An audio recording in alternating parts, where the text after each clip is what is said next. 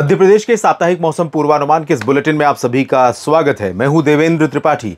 मध्य प्रदेश के किसान साथियों मित्रों, इस सप्ताह कैसा रहेगा आपके राज्य भर में मौसम, आइए जानते हैं इस वीडियो में। आज 19 मई है। 19 से लेकर 25 मई के बीच कैसा परिवर्तन मौसम में दिखाई पड़ेगा, यही फोकस रहेगा आज की इस वीडियो में। सबसे पहले आपको बता दूं कि मध्य प्रदेश में मानसून का पहला जो प्रवेश होता है वो 15 मई के आसपास शुरू होता है और लगभग 25 से 30 मई तक, यानी 15 दिनों का समय लगता है जब पूरे राज्य को मानसून कवर करता है, क्योंकि एक बड़ा राज्य है। और दक्षिण से शुरुआत होती है, इधर पश्चिमी सिरा मानसून की जो पश्चिमी मानसून की उत्तरी सीमा का पश्चिमी सिरा है वो इधर से मूव करता है और इधर से मूव करता है पूर्वी सिरा। ये दोनों सिरे जब आगे बढ़ने शुरू होते हैं तब आगे जाकर के मानसून मध्य में जब आगे उत्तर प्रदेश को कवर करता है कुछ हिस्सों को, तब यहाँ पर भी प्रगति होती है। तो अनुमान ये है कि अनुमान नहीं, सामान्य तौर पर मानसून खरगोन, बुरहानपुर, बैतूल और बालाघाट, छिंदवाड़ा, सिवनी, डिंडोरी, अनूपपुर इन जगहों को टच करता है 15 मई के आसपास। आप देख सकते हैं ये लाइन, 15 जून के आसपास, ये है जून 15 की लाइन जब ये सीमाओं को टच करता है यहाँ पर। और 15 जून के बाद 20 और 20 के बाद 25, 25 के बाद 30, ये इस 30 वाले में जाकर के ग्वालियर समेत इंटायर मध्य प्रदेश को कवर करता है। तो 15 से 30 जून यानी 15 दिनों का समय आमतौर पर लगता है। इस बार मानसून बंगाल की खाड़ी में समय से पहले पहुंचा है, केरल में भी समय से पहले पहुंचने की संभावना है।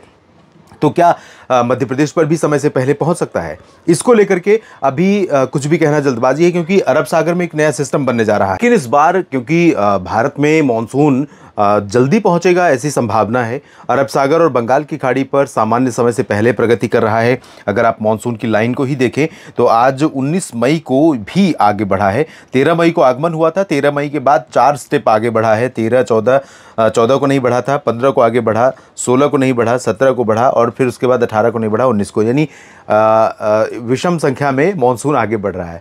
13 के बाद 15, 15 के बाद 17, 17 के बाद 19। अब हो सकता है कि 21, 20 को छोड़कर 21 को फिर आगे बढ़े। और एक ये देखिए 26 मई को जहां पहुंचता है, ये लाइन आप देखिए श्रीलंका पर 26 मई को जहां पहुंचता है वहां पर ये मानसून पहुंच चुका है 19 मई को, यानी 7 दिन पहले। तो केरल में भी इस बार संभावना मौसम विभाग की तरफ से 26-27 जताई गई है, 26-27 मई में पहुंचने की। हो सकता है उससे पहले भी पहुंच जाए, हो सकता है उसी समय पहुंचे, ये परिस्थितियों पर निर्भर करेगा। और भी क्योंकि बंगाल की खाड़ी पर अरब सागर पर सिस्टम है, अरब सागर पर एक नया लो प्रेशर और हो सकता है काफ़ी इंटेंसीफाई होकर डिप्रेशन बनने जा रहा है एक सिस्टम। तो इसके चलते इसकी स्पीड में अंतर आए और ये धीमी गति या तेज़ गति से आगे बढ़े। अभी जो स्थिति है उसके अनुसार मध्य प्रदेश के ऊपर मध्य क्षेत्रों में तमाम जगहों पर काफ़ी घने बादल बन रहे हैं। इतनी संभावना नहीं थी इतने घने बादल आज यहाँ पर बनेंगे।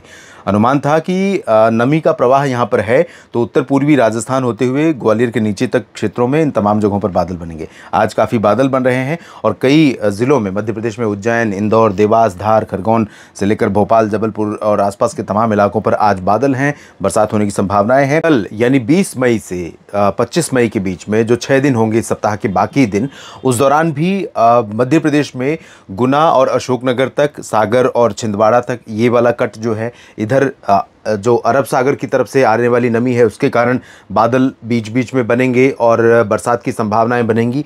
पूरे सप्ताह के दौरान बात मैं कर रहा हूं। जब सिस्टम बनेगा, सिस्टम आगे बढ़ेगा, गुजरात की तरफ जाएगा, उसके बाद वो रास्ता बदलेगा, ओमान की तरफ, खाड़ी की तरफ मूव करेगा, उस दौरान भी नमी का प्रवाह यहाँ पर रहेगा। तो देवास, इंदौर, धार, अलीराजपुर, झाबुआ, रतलाम, उज्जैन, शाजापुर, सीहोर, देवास, खंडवा, बुरहानपुर, खरगोन, बड़वनी, हरदा, बैतूल, नर्मदापुरम, रायसेन, सीहोर और इधर भोपाल, विदिशा, इन सभी क्षेत्रों पर बादल आते रहेंगे और रुक रुक करके बरसात होती रहेगी।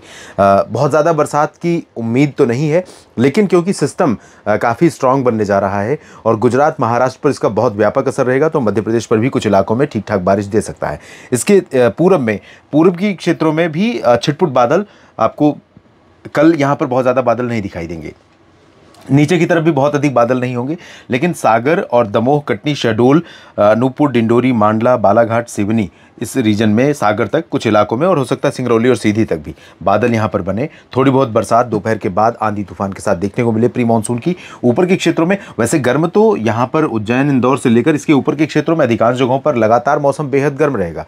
जब और जहाँ बरसात होगी तब तहाँ तापमान में थोड़ी गिरावट होगी और थोड़ी सी राहत गर्मी से आपको मिलेगी। लेकिन ओवरऑल मुख्यतः जो है मौसम काफ़ी गर्म होगा और धीरे धीरे 22, 23, 24, 25 में अनुमान यह है कि इधर थोड़ा सा इम्पैक्ट, थोड़ा सा प्रभाव बादलों का मध्य प्रदेश के पूर्वी क्षेत्रों में बढ़ सकता है, तो थोड़ी बारिश भी बढ़ सकती है और राहत भी बढ़ सकती है। इस बारिश का इस्तेमाल, इस बारिश का या इस मौसम का फ़ायदा आप उठाने के लिए खेती के संदर्भ में जिस तरह के उपाय या जिस तरह के प्रबंधन कर सकते हैं उसको ज़रूर करिए। और मौसम, क्योंकि ये प्री मानसून सीज़न है, इस समय बिजली कड़कने और गिरने की घटनाएं होती हैं आमतौर पर, तो इससे बचने के उपाय भी करते रहिए और लगातार मौसम से अपडेटेड रहिए। कोई भी चेतावनी स्थानीय प्रशासन, राज्य सरकार, केंद्र सरकार या किसी के भी द्वारा जारी की जाती है तो उसका ज़रूर पालन करिए, क्योंकि चाहे वो हीट वेव हो, चाहे वो बरसात लाइटनिंग के साथ हो, तो इससे बचने के उपाय ज़रूर करते रहिए और लगातार मेरे साथ बने रहिए। मौसम का अपडेट मैं आप तक पहुँचाता रहूँगा। ज्वाइन बटन यहाँ पर दी हुई है, अगर आप सपोर्ट करना चाहते हैं तो ज्वाइन पर क्लिक करके आप सपोर्ट कर सकते हैं, नहीं तो आप मेंबरशिप के सब्सक्राइबर के माध्यम से आप मेरे साथ कनेक्टेड रहिए और मुझे फेसबुक पेज मौसम तक पर भी फॉलो कर सकते हैं। ये वीडियो देखने के लिए आपका बहुत बहुत धन्यवाद। जानकारियाँ ठीक लगे तो लाइक और शेयर करिएगा वीडियो को और कमेंट बॉक्स में लिखिएगा अपने क्षेत्र के मौसम का हाल और साथ ही साथ इस वीडियो के बारे में अपनी राय। धन्यवाद।